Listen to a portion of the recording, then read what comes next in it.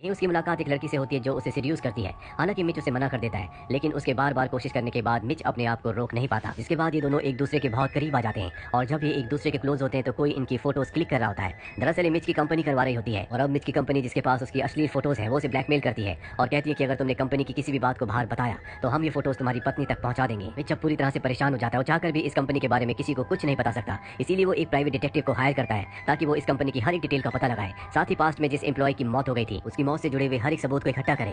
अब डिटेक्टिव अपना काम करना शुरू कर देता है, लेकिन कंपनी के सीनियर्स को ये बात पता चल जाती है। इसीलिए वो एक हिटमैन को हायर करते हैं जो उस डिटेक्टिव के ऑफिस में जाकर उसे मार देता है। लेकिन उस हिटमैन को ये नहीं पता होता कि जिस वक्त वो उसे मार रहा है उस वक्त वहाँ पर डिटेक्टिव की सेक्रेटरी भी छुपी हुई होती है जो हिटमैन को कत्ल करते हुए देख लेती है, यानी कि वो चश्मदीद गवाह है। हिटमैन के जाने के बाद वो बाहर निकलती है और अब वो जानना चाहती है कि किसी ने डिटेक्टिव को क्यों मारा, वो उसे इंसाफ दिलाना चाहती है। इसीलिए वहाँ पर छानबीन करना शुरू करती है, जिसके बाद उसे कुछ डॉक्यूमेंट्स मिलते हैं और उन डॉक्यूमेंट से उसे पता चलता है कि डिटेक्टिव ने हाल ही में मिच के केस को लिया था। वहीं दूसरी तरफ FBI का ऑफिसर मिच के पास आता है और उसे बताता है कि तुम्हारी कंपनी गैर कानूनी काम करती है। वो ऐसे लोगों के लिए काम करती है जो फ्रॉड हैं, जो क्रिमिनल्स हैं। ये लाखों करोड़ों की हेराफेरी करते हैं, साथ ही मनी लॉन्ड्रिंग का काम भी करते हैं और कोई भी एम्प्लॉय अगर इनके खिलाफ आवाज उठाता है तो उसे मार दिया जाता है। मिच कहता है इसका मतलब एक दिन मुझे भी मार दिया जाएगा। FBI ऑफिसर कहता है कि हाँ, जिस दिन तुम उनके लिए खतरा बन गए वो तुम्हें रास्ते से हटा देंगे। तुम्हें जो घर, पैसा, गाड़ी मिली है वो इसीलिए मिला है ताकि तुम उनके इलीगल काम में उनकी मदद करते रहो। अगर तुम हमारी मदद करोगे तो हम भी तुम्हारी मदद करेंगे। तुम्हें इस कंपनी के वो डॉक्यूमेंट्स हमें ला कर देने होंगे जिससे हम ये साबित कर सके कि ये कंपनी फ्रॉड है, ये इलीगल काम करती है। अगर तुमने ऐसा नहीं किया तो इस कंपनी के साथ तुम भी फंस जाओगे और अगर तुम हमारी मदद करते हो तो हम तुम्हें छोड़ देंगे, तुम्हारे खिलाफ कोई केस नहीं होगा।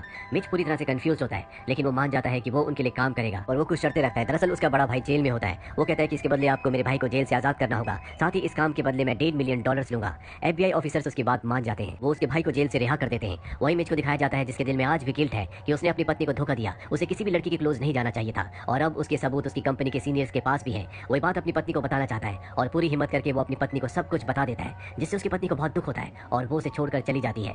वही हमें डिटेक्टिव की सेक्रेटरी को दिखाया जाता है जो मिच तक पहुंच जाती है। मिच को बताती है कि जिस डिटेक्टिव को तुमने हायर किया था उसका कत्ल हो चुका है और उसका कत्ल उसी कंपनी ने किया है जिस कंपनी में तुम काम करते हो। उन्होंने हिटमैन को हायर किया और उसे मरवा दिया और अब मैं डिटेक्टिव की मौत का बदला लेना चाहती हूँ। मिच को भी अब लगता है कि ये कंपनी बहुत गलत है, ये अपने एम्प्लॉइज को मारती है, साथ ही ये उन लोगों का भी खात्मा कर देती है जो इस कंपनी के खिलाफ होते हैं। और अब मिच और डिटेक्टिव की सेक्रेटरी दोनों तय करते हैं कि वो इस कंपनी को एक्सपोज कर देंगे। मिच अब ऑफिस में काम करने के दौरान इस कंपनी के सभी डॉक्यूमेंट्स की एक कॉपी बना लेता है, लेकिन उसके सीनियर एवरी के घर पर जो सबूत है उसे उन सबूतों की भी एक कॉपी चाहिए होगी, क्योंकि उन सबूतों के बिना कुछ भी साबित नहीं किया जा सकता। वहीं अब मिच की पत्नी डिटेक्टिव की सेक्रेटरी से कांटेक्ट करती है और उसे कहती है कि मैं जानती हूँ कि मिच बहुत मुसीबत में है, इसीलिए मैं उसकी मदद करना चाहती हूँ, मैं तुम्हारा साथ दूंगी। दरअसल वो जानती है कि उसका पति मासूम है, उसे फंसाया गया है, इसीलिए वो मिच को बताए बिना उसकी मदद करना चाहती है। वो अब सेक्रेटरी के साथ मिलकर प्लान बनाती है जिसके मुताबिक वो मिच के सीनियर एवरी को सीड्यूस करती है। वो उसके जाल में फंस जाता है, एवरी उसे अपने घर ले जाता है। यहाँ पर मिच की पत्नी वो फाइल हासिल कर लेती है जो कंपनी के खिलाफ एक बहुत बड़ा सबूत है और उस फाइल को हासिल करने के बाद वो उस फाइल को डिटेक्टिव की सेक्रेटरी को दे देती है, यानी कि अब उसके पास इतने सबूत है कि कंपनी को एक्सपोज किया जा सकता है। और डिटेक्टिव की सेक्रेटरी को अब FBI के एजेंट्स पर भी पूरा भरोसा नहीं है। उसका मानना है कि बहुत सारे लोग उनसे मिले हुए हो सकते हैं,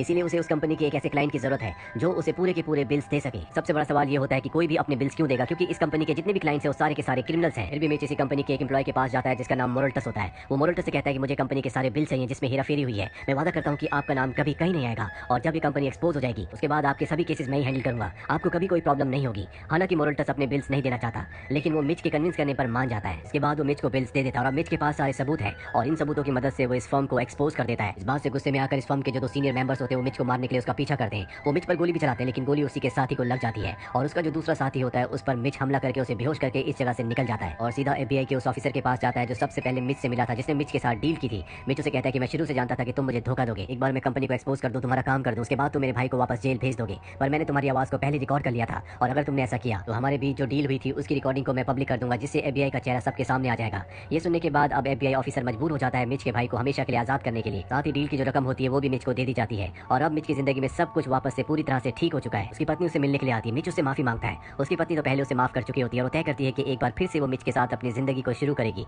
वो यहाँ की हर एक चीज को छोड़कर अपनी पुरानी उसी गाड़ी में जिससे इन दोनों ने अपनी जिंदगी की शुरुआत की थी इस शहर को छोड़कर चले जाते हैं। मिच को अब समझ में आ चुका है कि पैसों से आप खुशियां नहीं खरीद सकते, आप सिर्फ आराम खरीद सकते हो। अगर आपको अपनी जिंदगी में आगे बढ़ना है, खुश रहना है, तो आपको अपनों का साथ चाहिए, साथ ही एक अच्छी जिंदगी की जरूरत है जो कि सिर्फ और सिर्फ ईमानदारी से आती है। तो ये थी पूरी कहानी फिल्म द फर्म की। उम्मीद करते हैं कि ये कहानी आपको पसंद आई।